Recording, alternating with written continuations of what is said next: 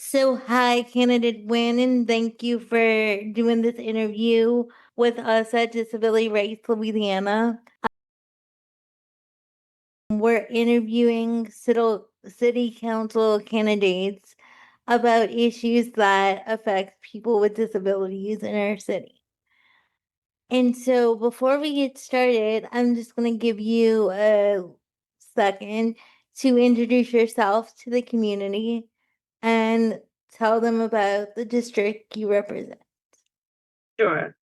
Well, first of all, thank you to DRLA for inviting me just to share my platform and my priorities with the community. My name is Cynthia Nguyen.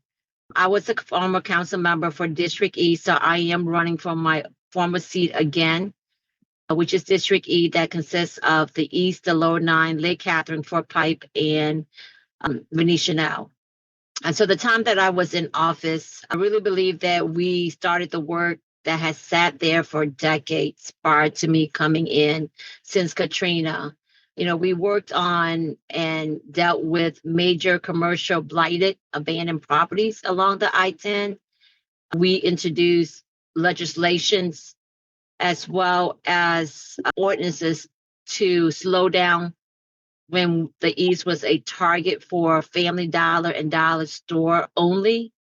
We made the first investment to Lincoln Beach when the beach have actually sat there again for decades with no investment or no interest. Now, I believe everybody is talking about Lincoln Beach and excited about getting to Lincoln Beach. And it was under my leadership that we pushed the administration to select Bayou Phoenix to help develop the former Six Flags site area. And we also passed a bunch of legislation to improve the quality of life for our resident in District E and in the Lower Nine. I made an investment of over $26 million during my time in office to renovate buildings so we could convert it into community center, invested into playgrounds for our kids, for our neighborhood, particularly in the Lower Nine. Invested money to build a walking path along our medium in the East and in the Lower Nine. Just projects that really improve the quality of life for our residents. And so I'm excited about this opportunity of getting back in and continuing the work. And I'll go ahead and pause there and we can dive into the questions. Thank you so much for all the work you've already done. And you've kind of touched on this question a little, but I'd like to hear a little bit more. But what steps would you take to make New Orleans infrastructure and public spaces more accessible to all residents? And how would you ensure that residents with disabilities are at the table when decisions are being made about the state's built environment? Yeah, it's a really good question, Ashley. I think for the past 3.5 years, my work has been around working with people with disability, vulnerable population. And I, again, continue to witness and engage with groups to make sure that people with disability are at the table. And so I see that some of our infrastructure projects, but we need to do it consistently with everything that we do in our community, that we got to make sure that we're ADA accessible, right? And so I'll do, groups that advocate for disability will always have a space at the table with me as a council member for District E around projects that impacts our community. And I'll go ahead and share that when we made the design for the Lincoln Beach, there is a proposed bridge to build off of Haynes Boulevard, so that way people can have access to Lincoln Beach. We already have ADA compliance embedded into that bridge to make sure that people with disability will be able to access Lincoln Beach as well once it's open. I've also seen that as I drive around the district, I see that we're now without sidewalks or curbs. We're bedding in that kind of like, I don't know if I'm using the right terminology, that little steep so that way wheelchairs can get onto the sidewalk. And I also see lights for people to press. So that way it keeps it safer for our community. And so, yeah, our community, we have people of all different background. And when I talk about background, we're not talking about just ethnicity and gender. We're also talking about physical disability and disabilities that we may not, that is not obvious. And that is something that I have learned for the past 3.5 years working, that there's disability that you can't see it. And so we also got to make sure that we're mindful of that as well. Thank you. And how will you support economic opportunities for residents with disabilities? And what steps would you take to ensure that jobs across the city are truly inclusive and equitable?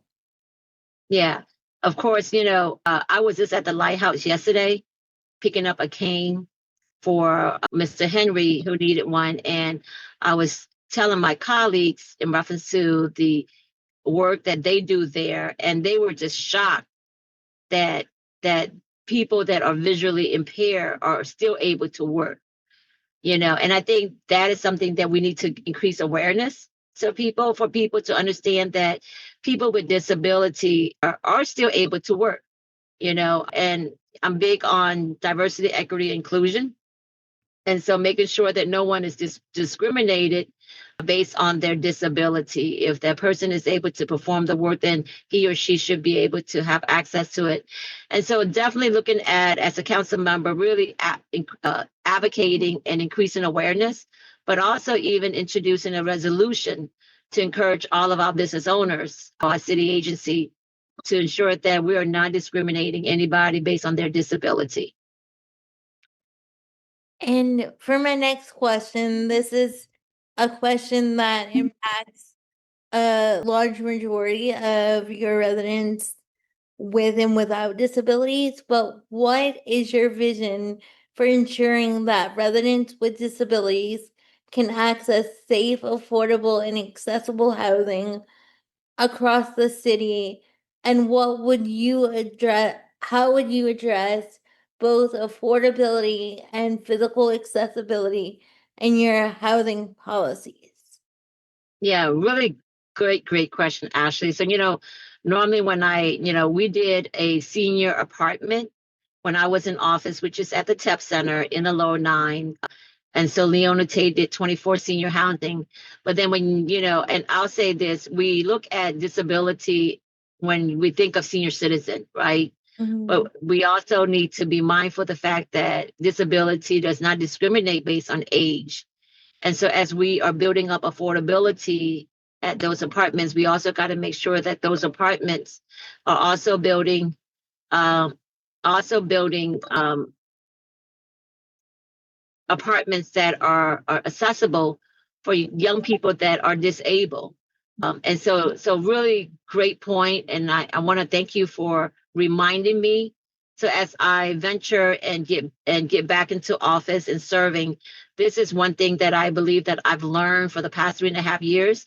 Because prior to that, I did senior apartment, but it was, because I knew when working with seniors, you got to have to make sure that you have disability embedded and ADA, but not looking at regular apartments, affordability apartments, that we also need to make sure that they are also ADA accessible as well as handicap accessible for those individuals that may not have reached their senior citizen age, but do deserve quality of life as well. Agreed.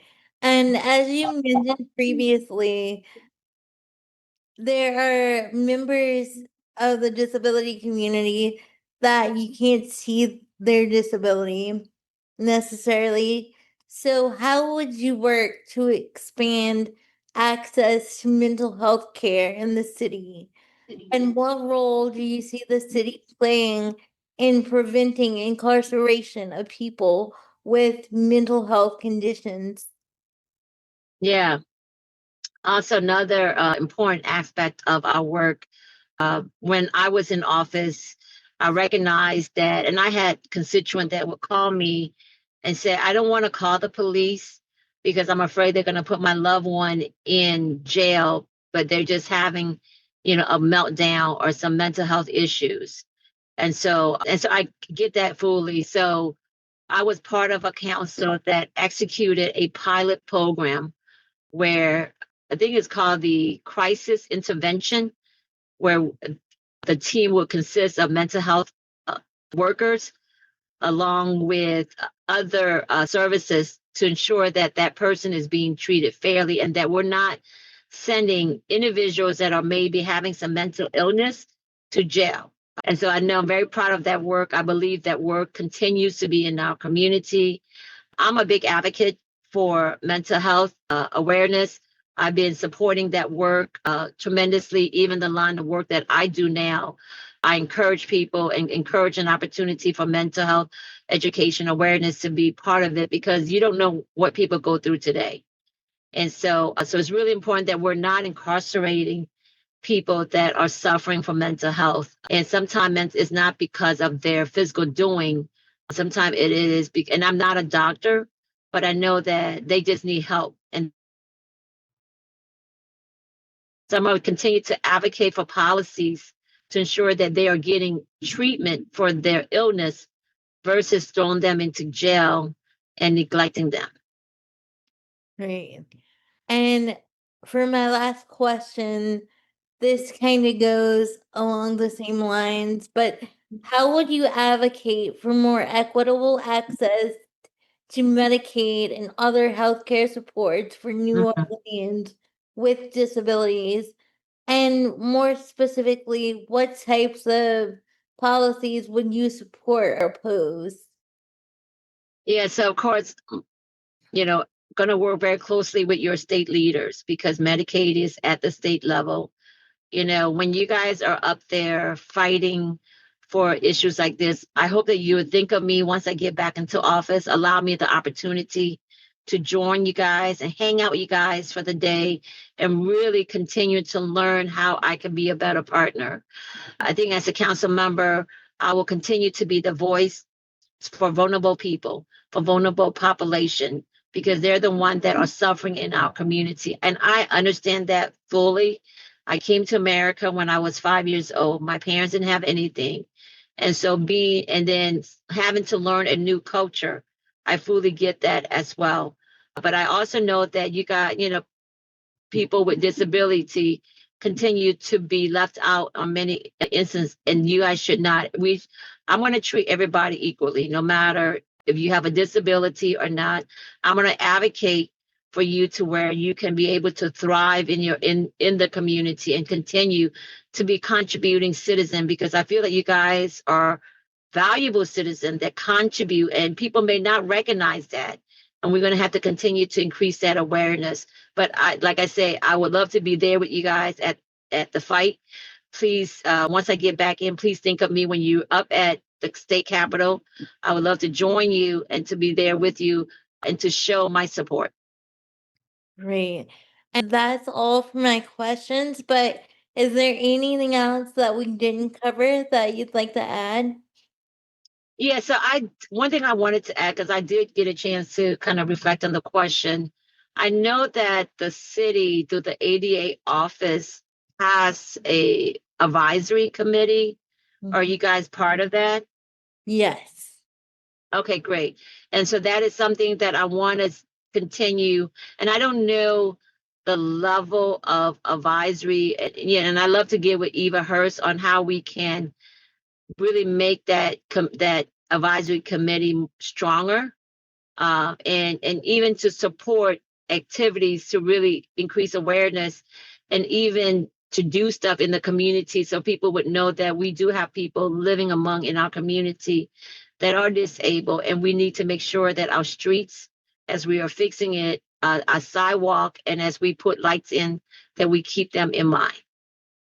I love that. Well, thank you so much for your time today, and I'm gonna stop the recording. All right, thank you, Ashley. Thank you.